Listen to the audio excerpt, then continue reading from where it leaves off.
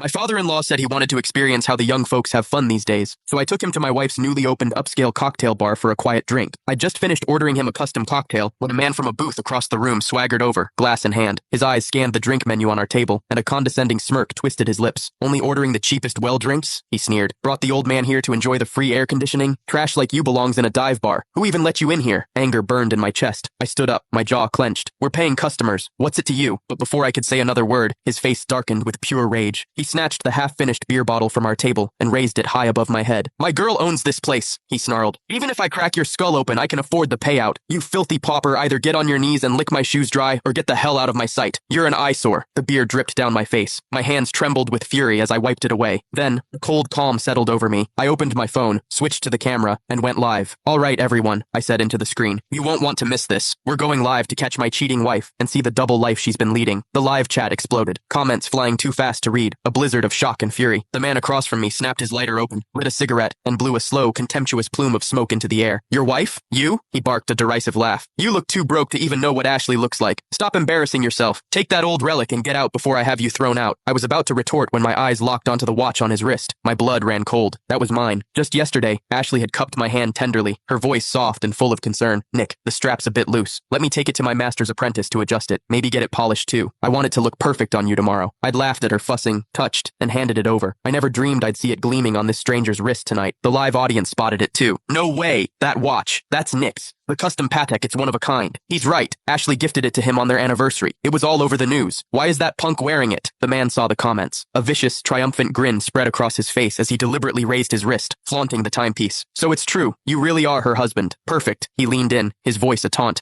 This watch is proof of who Ashley really loves. You're just a placeholder. The man she gives her heart to, he thumped his chest, is me. You never deserve to wear it. My fists clenched so tight my knuckles turned white. Nick, let's go. He's not worth it, my father-in-law urged, his face grim as he recognized the watch. But the man sneered and moved to block our path. Leaving? I don't think so, old man. He snatched up a bottle of red wine and poured it over my father-in-law's head. The dark red liquid cascaded down, staining his shirt and dignity. You're streaming this, right? Good. Let your whole audience watch as you and this senile fool get on your knees and lick the wine off my shoes. He gestured sharply to the group of black-suited security guards who had gathered. Well, what are you waiting for? Restrain them! Then he stared directly into the camera lens. When Ashley gets here, I'll make sure she has a front row seat to watch you two pathetic worms beg for mercy. I swung my phone camera directly toward the man's face, ensuring every viewer saw his sneering expression. Everyone, meet the man who claims to be Ashley's true love. Right now, he's demanding that my dad and I get on our knees for him. The live chat erupted outrage, swiftly morphing into mockery. My father-in-law spoke with grim authority. Young man, borrowed authority vanishes the moment the wind changes direction. The insult struck a nerve. The man's face flushed a blotchy, furious red. He snatched up another bottle. You old fossil! You think living a long life gives you the right to lecture me? I shoved my father-in-law behind me instinctively. A sickening, bone-jarring thud echoed as the bottle smashed into my back. Cold liquor soaked through my shirt as shards of glass bit deep into my skin. A choked grunt escaped my lips, and my legs buckled, sending me crashing to my knees. Nick! My father-in-law cried out, his voice thick with terror. The man pointed at me and barked at the circling security guards. What are you idiots staring at? Seize him, and tie up the old man too. The black-suited guards closed in, their faces impassive and menacing. My father-in-law fumbled frantically with his phone, his fingers shaking as he hit the speed dial and put it on speaker.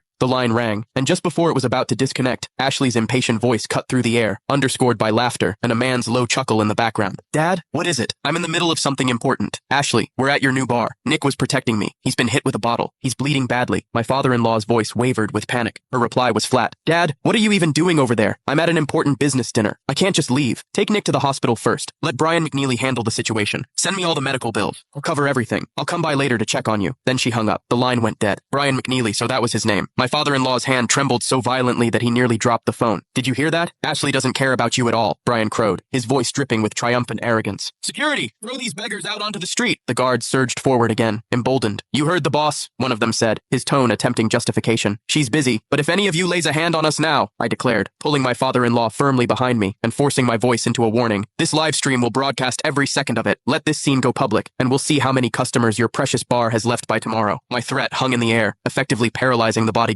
They exchanged uncertain glances, no longer advancing. Brian shrieked in frustration. What are you afraid of? What can one pathetic live stream do? If anything happens, Ashley will handle it. Seize them! Still, no one moved. In a final, desperate move, he hit the speakerphone and dialed Ashley. The call was answered instantly. Brian, what's wrong? I told you not to cause trouble. I'm busy. Brian's voice instantly transformed into a pitiful whine. Ashley, someone's causing trouble at your bar. He assaulted me. You have to come now. Ashley's tone shifted to immediate alarm. What? Are you hurt? Stay right there. Don't be scared, I'm on my way. The line went dead as she rushed off. A cold dread washed over me. Minutes earlier, my father-in-law had told her I was bleeding. She had told us to go to the hospital ourselves. Now, upon hearing Brian was hurt, she was coming immediately. Triumphant, Brian barked at his men. You heard her! Ashley is coming! Restrain these two who dared to defy me! My father-in-law's face was pale with worry. I forced a reassuring smile for him, then stepped forward and landed a solid punch right on Brian's jaw. Smack. You dare hit me? Brian clutched his face, howling in pain and outrage. He raised his hand to retaliate, but his movement froze mid-air as his eyes fell upon the watch on his wrist. You care about this watch, don't you? He said coldly. He fumbled with the clasp, a cruel smirk twisting his features. With a practiced flick of his wrist, he unfastened it and held the timepiece high for the live stream to see. You claim Ashley loves you, but she gave your priceless token of love to me. He sneered, savoring the moment. They say this watch is one of a kind. I wonder how it sounds when it shatters. With a vicious, deliberate motion, he hurled it at the marble floor. No! I screamed, lunging forward. The sapphire crystal exploded into 1,000 glittering shards, tiny gears and springs scattered across the floor. A sympathetic fracture seemed to split my own chest open. Something inside me shattered along with it. The livestream chat, once a raging torrent, fell into a stunned, horrified silence. See that? Brian whooped, stomping his shoe down on the ruined dial, grinding the remnants into dust. That's how little you mean to her! Worthless! And you treated it like a treasure! I erupted, tackling him to the ground, my fists raining down blows. He screamed and thrashed beneath me. The security captain, jolted from his stupor, barked at his team. Get him off! Restrain that madman! They swarmed, dragging me back, pinning my arms. Yes, tie him up! Beat him until he's crippled! I'll make sure he spends the rest of his life in a hospital bed. Brian shrieked, scrambling to his feet and whipping the onlookers into a frenzy. When Ashley gets here, she'll stand with me. Now get him! Two burly guards pinned my arms behind my back. My father-in-law gripped my shoulder, his voice trembling with a fear he tried to conceal. Nick, stay calm! Hit me! Go on! Wasn't that what you wanted? Brian scrambled up from the floor, his eyes blazing with pure venom. Do you think beating me will piece that worthless trinket back together? He kicked contemptuously at the glittering wreckage scattered near his feet. Don't worry, Nick. We'll keep the pieces. We can have it restored. My father-in-law moved toward the fragments, his hands gently gathering the broken components, as if salvaging something precious.